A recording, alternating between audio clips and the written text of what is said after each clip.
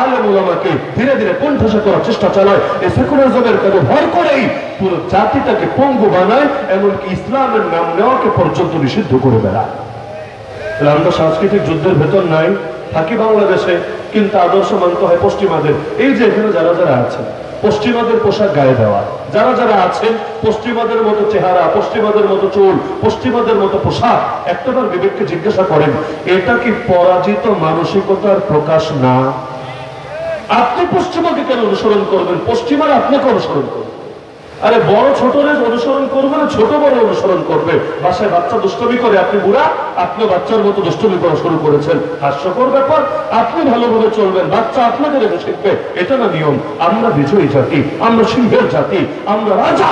আমাদেরকে আল্লাহ তাআলা সমুন্নত করেছেন। আমরা এমন আখলাক দেখাবো, আমাদের পোশাক অন্যরা পরবে, আমাদের অর্থনীতি অন্যরা অনুসরণ করবে, আমাদের রাজনীতির সবক অন্যরা নেবে। আরে মহাত্মা গান্ধী যদি বলতে পারে যে ওমরের থেকে আমি রাজনীতির শিক্ষা পেয়েছি, ওমরের জীবনী পেয়ে রাজনীতির মৌলিক অনেক দীক্ষা আমি পেয়েছি, তাহলে ওমরের জীবনী পড়ে সে যদি উপকৃত হতে পারে, তাহলে আমাদের ইসলামটা এতটাই আলোকিত। আর দুনিয়ার কুফরি বিশ্বগুলো কোন এক লাইনেও ইসলামকে অনুসরণ করলে অবশ্যই এগিয়ে যাবে। তাহলে আমরা কেন অন্যদের অনুসরণ করবো? অন্যরা না আমাদের অনুসরণ করবে। আফসোস, বড় আফসোস, বড় আফসোস। ব্রিটিশ শিক্ষা ব্যবস্থা পরিবর্তন করে বলেছিল আগামীতে এই অঞ্চলে যারা পড়বে দেখতে শুনতে হবে হিন্দুস্তানি, কিন্তু মননে দৃষ্টিভঙ্গি কালচারে ওরা হবে ব্রিটিশ। এখন সেটাই হচ্ছে। তাকে বাংলাদেশে আদর্শিকভাবে মক্কি হতে পারে নাই, মাদানি হতে পারে নাই। আদর্শিকভাবে কেউ ব্রিটিশ হয়েছে, কেউ মার্কিনী হয়েছে। ওদের আদর্শ অনুসরণ করতে পারাকে নিজেদের সফলতা ভুলে নিয়েছে। এজন্যই খেলাফত কায়েম করা যাচ্ছে না। এজন্য মূল রহস্য এখানে। এই দেশে খেলাফত কায়েমের পথে সবচাইতে বড় বাধা আমরা।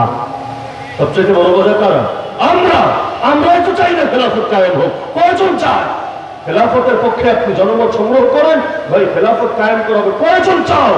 দেখবেন অধিকাংশই কেমন কেমন করবে। ডাইরেক্ট অস্বীকার করলে তো আবার ইমান নিয়ে প্রশ্ন উঠবে, কিন্তু এমন ভাবে ঘোরায় পেঁচায় জবাব দেওয়ার চেষ্টা করবে, মানে যেটা আছে যে ভালো আছে, ইসলাম আসলে কি জানি হবে। ইদানিং আমি খেয়াল করছি এই যতগুলো টকশো হচ্ছে না, ইসলামী নেতাদের সাথে যতগুলো টকশো হচ্ছে, কমন প্রশ্ন, কমন দুইটা। এক নম্বর হলো, আপনারা ক্ষমতায় আসলে কি হাত কেটে দেবেন? আপনারা ক্ষমতায় আসলে কি পাথর মেরে মেরে ফেলবেন?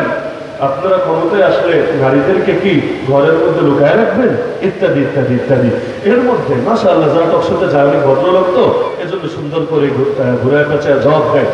আমার কখনো এই প্রশ্ন করলে আমি মাথায় সেট আপ দিয়ে রেখেছি, আমি উল্টা প্রশ্ন ছড়ে দেব, ইসলাম আসলে হাত কাটা হবে কি হবে না, এ আলাপ রাখো।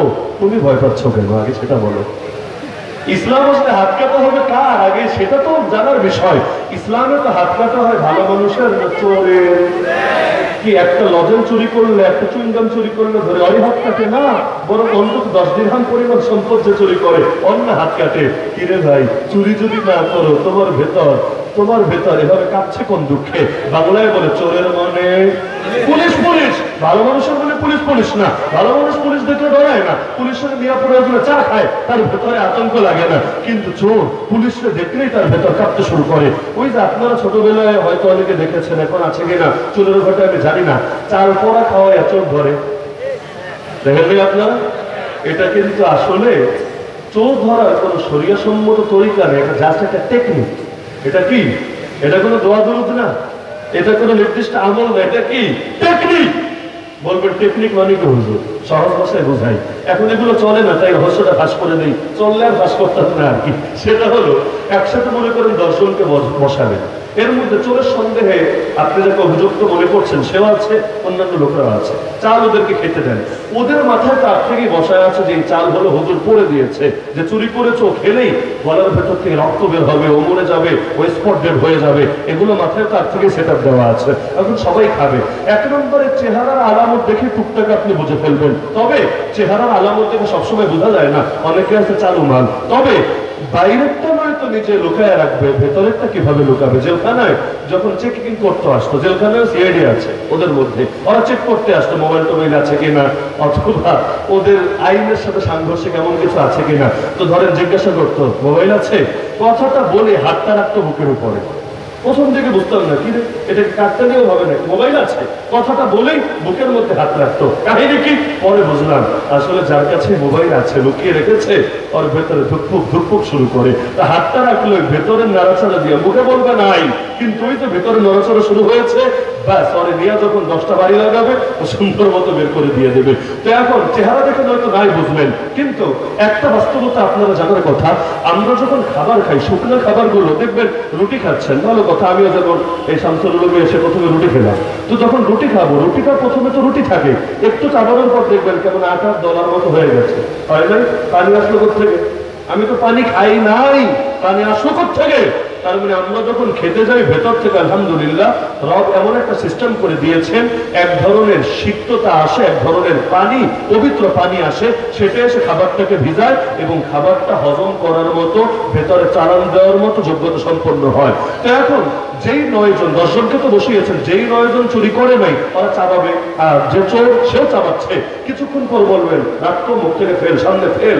এখান থেকে আপনি টের পেয়ে যাবেন কিভাবে যারা চুরি করে নাই ওদের কোনো ভয়ও নাই, ওদের পানিও স্বাভাবিকভাবে আসবে, সেটা ভিজে যাবে। যে চুরি করেছে ওর কিন্তু ভয়ের কারণে গলায় শুকিয়ে কাঠ হয়ে যাবে। দেখবেন মানুষ যখন ভয় পায়, কথা বলতে গেলেও বারবার পানি খায়। রিমান্ডে আমরা দেখতাম, স্যার একটু পানি দেন, একটু পর স্যার আর একটু পানি দেন, কি রে তোদের পানি খেলি, গলা শুকিয়ে গেছে, কষ্ট হচ্ছে, এটা মানুষের নিয়মই, ভয় পেলে গলা শুকিয়ে যায় না, ভয়ের সময় ওই পানিটা ঠিকভাবে আসে না।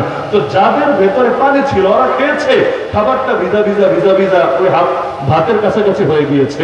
আর যে আসলে তার চুরি করেছে, ভয় কাজ করছে ভেতরে, অটটা এখন বলের মতো হয়ে যাবে, বল সবগুলো মিলে, ভিজে তো নাই, পুরোটা বলের মতো হবে। সামনে যখন রাখবেন তখনই বাকিটা বোঝা যাবে। এরপর দুইটা চল লাগাই দিলে বলবে আমার এবারের মতো মাফ করে দেন, আর হবে না, আবেগ কাজ করেছে, বিবেক কাজ করে নেই, আগামীতে আর কখনোই ভুল হবে না, এইরকম মুখ দিয়ে সে স্বীকার করে নেবে। তো মূলত এটা দোয়া দরুদ না, এটা হলো একটা খেলা, একটা টেকনিক।